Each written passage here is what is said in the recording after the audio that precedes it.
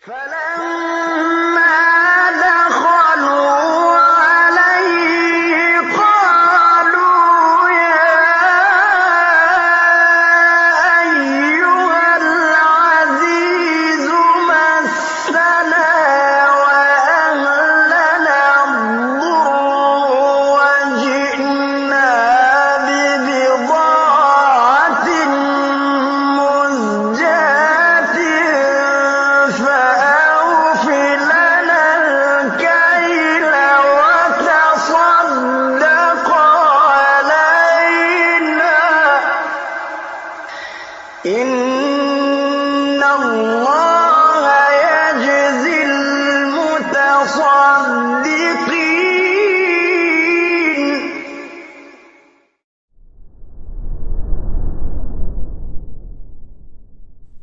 Menjual apa yang bukan milikmu. Kata Syekh Mansur Al-Buhuti rahimahullah, wa khussa minhu al-ma'dhunu fihi liqiyamihi maqama al-malik. Dan dikhususkan dari masalah ini orang yang diizinkan untuk bertasarruf, orang yang diizinkan untuk menjualkan.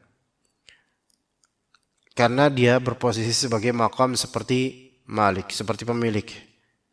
Fa in ba'a milka ghairihi bighairi idnihi lam yasih. Kalau dia menjual sesuatu yang bukan miliknya bighairi idnihi, tanpa izin pemiliknya, maka tidak sah penjualannya. Walau ma'a hudurihi wa sukutih, walaupun pemiliknya hadir dan pemiliknya diam, enggak sah jual belinya. Itu sahih. Walau ajazahul malik, walaupun ajazahul malik, walaupun dibolehkan oleh malik, oleh pemilik, namun malam yahkum bihi man yarah. Namun ini ada hal yang harus dijelaskan. Begini. Dan ulangi, wakil, terutama ini kasus ini biasanya non wakil ya. Kok wakil itu kan ada izin, wali itu jelas karena diwalinya izin, diizinkan. Wasi, apalagi wasi, nazir, apalagi nazir ditunjuk. Berarti mereka ini adalah pihak yang ma'dzun fihi, yang diizinkan untuk bertasarruf atau memperlakukan komoditi itu gimana? Itu diizinkan, khalas ini. Nah, sekarang kalau misalnya orang ini nggak ada izin, nggak diizinkan, dia ngejualin barang orang lain tanpa izin dari pemilik, nggak sah. Ya, walaupun pemiliknya hadir dan diem, nggak sah dalam mazhab Hanbali, dan ini yang sahih. Misal antum ke warung kelontong. Ya, ke warung kelontong, kemudian atau jangan di warung kelontong deh, ya, ayo warung kelontong aja nggak apa-apa, biar lebih murah gitu. Di situ ada biskuit, ya, harga berapa biskuit? Misal anda nggak tahu harga biskuit, anggap aja harga asli di situ 10.000. Antum sama teman antum berdua situ, antum mau nih biskuit nih? Kalau mau, anda beliin dulu nih, ya, 12.000, antum untung 2.000 kan? Ini belum dibeli, ya. Ini anak jual, ini 12.000. Mau nggak? Itu di hadapan pedagang aslinya, pemilik dari biskuit itu. Atau ini pedagang grosir, apa biskuit itu kan ini apa namanya, cracker, apa nih Indonesia? Biskuit. Nah. Ya. Ini pedagang grosir nih. Antum ngejual, ya, di situ juga. Nih, antum video call kan? Nih, antum mau beli apa nih? Nih, ada biskuit, ada ini, ada ini kongguan, ini yang reject, yang ini. Mau yang mana nih? Tuh yang reject berapa tuh harganya? Bang, berapa harganya, Bang? Di silent, biar enggak kedengeran gitu kan. Baru 15.000. Oh, 2.000 nih jual 2.000. 20.000, mau enggak 20.000? Oh iya, mau. Oke. Ini kan akad nih. Anda jual 20.000 nih. di Ciracas itu kan ada ini tuh, ada apa namanya? Kongguan tapi yang reject itu kan ada di Ciracas itu. Dijual oleh ownernya Kongguan 15.000. Antum ngejual 20.000. Pedagang Kongguannya, ya wakil bukan dia, wakil Kongguan, ya karena dia pekerja gitu kan. Ngelihat antum video call kayak gitu, dia diem aja nggak? Biasanya diem lah, nggak mau protes, nggak tahu hukum juga. Yang penting laku kan gitu pikirannya. Berapa nih bang? 10.000. Gua jual nih 20.000. Nih barang ini. Masih reject tapi masih banyak nih, bagus nih, enak nih. Masih bagus bang ya? Belum basi kan? Belum basi ya. Berarti antum sedang menjualkan ini. Oke, antum jualin ini ke fulan ini, ke teman antum yang di WhatsApp. Atas izin dia nggak? Boro-boro izin, antum datang tiba-tiba aja kayak gitu ngejualin itu. Tapi dia si wakilnya ini yang menjualkan ini protes nggak? Enggak lah, ya diem. Dia nggak mau bertindak, bingung mau ngelarang. Saya cuman wakil, mau ya lagi pula kalau saya ngelarang nggak laku nanti barangnya, malah bintang 1 nanti. Mau diemin tapi kok ini orang kayaknya ngeselin juga gitu kan. Ngejual barang kita di depan kita langsung, marginnya lumayan gede, 5.000 satu item, enak saya aja nggak sampai segitu gitu kan. Tapi apa boleh buat, diem kan, karena nggak tahu hukum. Nah kemudian closing tuh, nih udah ya beli berapa nih, beli 5 katanya, beli 5, ya udah cepet 100.000, ente transfer dah. Rekeningnya tahu kan, tahu, ditransfer dong 100.000 ke rekening orang yang ngeselin ini gitu. Ya. Berapa keuntungannya ketika udah transfer ke dia? Berapa keuntungannya kan? Dibeli 5, 25.000, Suf. 25.000. Ya udah, Bang. Beli 5, Bang. Transfer kiris ada kiris gitu. Kiris. Truk. Berapa ininya? Transfernya berapa ke Kongguan? 75.000. Marginnya 25.000. Kesel nggak tuh wakil Kongguan tuh? Gua aja segini nggak sampai 25.000, dia yang gua kan apa-apa. Mang jamu udah beda gitu kan. Taib. Dalam madzhab Hambali ini tidak sah jual belinya. Minimal yang tidak sah adalah antara si marketer yang tiba-tiba ini sama ini nggak sah, yang tadi 100.000 itu nggak sah. Walaupun ini orang diem, walau ma'ahudurihi wa sukutihi, dia hadir, ngelihat, hafal lagi percakapannya, tahu harga-harga yang diterapkan, marginnya tahu berapa keuntungannya, tapi dia diem, tidak sah, tidak sah. Nah di sini, walau ajazahul malik, dalam salah satu pendapat dalam mazhab, walaupun dibolehkan oleh pemilik atau dibolehkan oleh dia. Fahami baik-baik. Yang sahih adalah kalau dibolehkan oleh pemilik maka sah. Namun pembolehan itu bukan dengan diam. Diam itu nggak ada keputusan. Pembolehan itu ketika dia ya udah nggak apa-apa saya bolehin itu baru. Ya udah nggak apa-apa. Ah itu pembolehan. Antum bedakan dalam fikih ini istilah izin dengan ijazah. Izin itu mengizinkan memang, ijazah membolehkan. Memang di bahasa kita dua-dua ini sama. Maksudnya mengizinkan sama membolehkan apa bedanya gitu kan? Antum mungkin mengizinkan sama membolehkan. Coba pikirin sekarang. Mengizinkan sama membolehkan. Sama nggak kira-kira? Kalau dari bahasa logika kita, sama. Tapi kan bukan itu yang, bukan bahasa kita ini maksud. Izin dengan ijazah ini beda ikhwan. Izin itu sebelum melakukan, itu diizinkan. Diizinkan itu sebelum melakukan, diizinkan. Dibolehkan, dalam bahasa fikih ini, dibolehkan itu setelah melakukan, dibolehkan. Faham nggak bedanya ikhwan? Gimana? Diizinkan itu sebelum melakukan.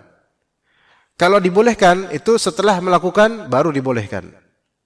Kayak tadi misalnya, anak ke pabrik kongguan, terus sebelum anak video call ke teman, anak bilang, Pak, boleh nggak saya jualin ini, Pak? Ngerti nggak? Boleh nggak saya jualin ini? Saya marginin ini, boleh nggak? Kata orangnya, oh silakan Pak.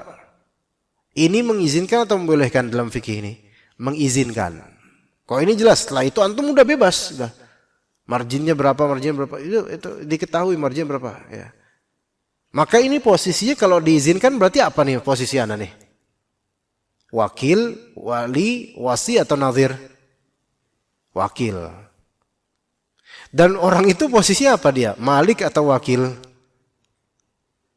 Orang pegawai kok. Wakil. Tapi yaqumu maqamal malik gitu. Enggak apa-apa. Dia wakil dan wakil ini mewakilkan wakil juga gitu. Ternyata orang yang beli dana juga dia wakil juga. Ini repot dia. Tapi ala kulli hal. Kalau dia udah izinkan, ya udah, antum lakukan gitu kan. Tapi ini orang anak datang ujuk-ujuk gitu, "Ntar Bang, mau video call dulu." "Bro, banyak nih, Bro. Mau yang mana ente?" "Berapa harganya?" "Ntar lu tatanya." Ditutup kemudian. Biar nggak ketahuan marginnya berapa oleh ini. "Berapa Bang ini Bang?" 15.000 itu. "Oh, 20.000. Kesel dia. Enak aja. 5.000 untung dia. Waduh gitu kan. Ya. Nah, oke ini wakil, dia wakil. Anak-anak sebagai apa? Anda nggak punya status. Malik bukan, wakil juga bukan, wali apalagi nggak ada urusan, wasi nggak ada yang wasiat, nazir ini bukan wakaf. Terus anak apa? Nah itu bingung orang. Nah setelah itu, bro, udah berapa belanja gini? Ya udah dikit transfer. Ya. Udah beli kayak gini terus kemudian nih bang berapa 75 ya udah gitu. Bang nih boleh ya bang ya kayak gini tadi saya kayak gini ya. Kata wakil apa? Udah nggak apa-apa lah. Ini namanya apa? Pembolehan. Ini namanya ijazah. Menurut Syekh Mansur Al-Buhuti, walaupun dibilang sama orang itu udah nggak apa-apa lah nggak apa-apa saya ridho. Setelah semua terjadi itu bagi Al-Buhuti nggak boleh. Maksudnya nggak sah itu jual beli itu. Namun yang lebih sah adalah kalau memang sudah ada teks atau ada lisan langsung dari maliknya atau wakilnya, nggak apa-apa udah silakan yang tadi terus lanjutin aja nggak apa-apa udah. Maka itu yang lebih sahih boleh. Namun ya walaupun boleh tapi kan itu kalau diizinin, kalau dibolehin. Kalau udah kayak gini, udah dah nih bang, udah bayar ya. Boleh ya bang kayak tadi ya, saya kayak tadi boleh ya. Ngejualin tadi tanpa ngomong-ngomong dulu. Nggak boleh. Lah kan udah saya bayar bang. Ya udah dibayar sah nggak? Kita beli ke ini sah nggak? Sah itu urusan lain. Yang nggak bolehnya di sini adalah apa? Perlakuan dia itu tadi. Ngejualin tanpa izin dulu. Nah itu kalau kita setelah semua selesai terus kita bilang boleh bang tadi kayak tadi ya? Nggak boleh. Ya, kan saya udah beli bang. Itu udah di saya duitnya, barang udah di kamu. Tapi saya nggak ridho tuh kamu kayak gitu nggak ridho saya. Maka apa? Barang yang tadi orang yang tadi berakat itu, yang ditelepon itu sebenarnya tidak sah, begitu. Ya seperti itu, ikhwan. Malam yahkum bihi man yarahu selama tidak dihukum atau tidak diberikan hukum oleh orang yang berpendapat akan bolehnya. Kayak misalnya dalam mazhab Hanafi, Maliki, Syafi'i itu membolehkan jika pemilik itu membolehkan maka sah. Itu bagi ulama mazhab lain boleh. Bahkan dalam mazhab Hanafi sendiri sebenarnya boleh kalau memang dibolehkan, diijazahkan. Bedakan tadi antara mengizinkan dengan mengijazahkan. Mengizinkan itu sebelum terjadi diizinkan. Kalau membolehkan itu setelah terjadi, gitu loh. Ya kayak antum sama anak antum misalnya. Misal, anak antum belum main keluar belum, tapi mau main, minta izin sama antum. Pak, boleh Pak ya? Mau main nih, udah berapa hari nggak main. Ya udah, main sana. Ini kan namanya mengizinkan sebelum terjadinya main. Ya. Tapi suatu ketika ini dia nggak izin, tiba-tiba anak antum main aja di luar gitu misalnya. Belum izin, main aja tuh anak gitu kan. Ya udahlah. Terus antum keluar mau kemana, Indomaret atau kemana? Ketemu anak antum di jalan, kamu nggak izin sama bapak mau main keluar, nggak ngomong-ngomong gitu. Maaf Pak, boleh ya? Ya udah boleh. Ini namanya membolehkan, bukan mengizinkan. Itu kiasannya seperti itu. Ya, maka dalam fikih kalau antum menjualkan barang orang lain, ya, kemudian belum izin, itu tidak sah jual belinya. Namun kalau udah terjadi jual beli, terus orang itu membolehkan, setelah dia tahu, maka sah, jadi sah. Begitu, ya seperti itu. Adapun kalau cuman gambaran doang, sebagai dropshipper, hakikatnya bukan dropshipper misalnya, maka itu boleh. Walaupun tidak ada perizinan atau gimana. Contoh, anak kasih contoh. Misal, dan ini bukan dalam rangka menjualkan sebenarnya, tapi dalam rangka membeli, tapi atas nama orang. Kayak gini, misalnya di Shopee misalnya. Antum pengen ngehadiahin ke orang. Ya. Terus tapi antum cari barangnya di Shopee karena lebih murah. Ya. Kemudian antum pengen pengirimnya jangan atas nama toko di Shopee ini, tapi atas nama anak karena anak pengen ngasih hadiah. Paham enggak, kawan? Antum pengen ngasih hadiah misalnya apa?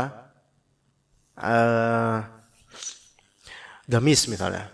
Antum beli gamis merek Haramain dari toko official store-nya di Shopee misalnya. Lah terus, wah ini kalau anak kan mau ngirim gamis daripada kirim ke anak dulu terus anak kirim balik ke saudara misalnya, enggak langsung aja dari tokonya ke saudara anak gitu. Hadiah. Tapi karena antum hadiah kan, hadiah. Antum pengen nama pengirim nama antum. Kemudian kan di Shopee ada fitur kirim sebagai dropshipper kan? Paham enggak? Kirim sebagai dropshipper. Artinya pakai nama antum dan nomor telepon antum, bukan pakai nama toko.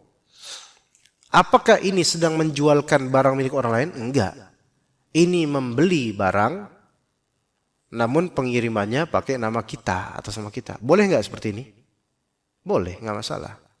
Karena ini hakikatnya malah hak antum sebenarnya untuk mengganti nama menjadi nama antum pengirimnya, bukan nama toko. Apalagi kok nama tokonya doang, tanpa diketahui siapa pembeli aslinya atau pengirimnya, itu nanti saudara antum bingung, loh kok ini tiba-tiba ada paket dari toko Al-Haramain, siapa yang ngasih ya? Ditanya ke Haramain, Pak maaf Pak, ini siapa yang ngasih ini ya? Saya perasaan nggak beli deh, jangan-jangan nyasar deh. Takutnya malah jadi apa? Ini nanti apa? Nggak tertolak gitu kan? Maka mungkin pakai nama antum, Pak Ade misalnya, nomor sekian. Oh Pak Ade ngirim gitu kan? Itu nggak masalah seperti itu. Itu tidak dalam rangka menjual barang yang bukan miliknya. Ya, tanpa perlu izin lagi sama siapa-siapa karena yang bertasarruf dan yang membeli adalah orang pemilik duit. Dan yang membolehkan untuk mengganti alamat adalah pemilik barang atau wakilnya. Maka tidak masalah semua ini. Ya seperti itu. Wallahu a'lam. Cukup seperti itu insyaallah. Enggak ada pertanyaan insyaallah ya. Jelas semua insyaallah ya. Kalau ada pertanyaan mungkin nanti secara pribadi aja insyaallah taala. Mudah-mudahan manfaat. Barakallahu fikum jami'an wa sallallahu ala nabiyyina Muhammad wa ala alihi wa sahbihi ajma'in. Subhanakallahumma bihamdika asyhadu an la ilaha illa anta astaghfiruka wa atubu ilaik. Assalamualaikum warahmatullahi wabarakatuh.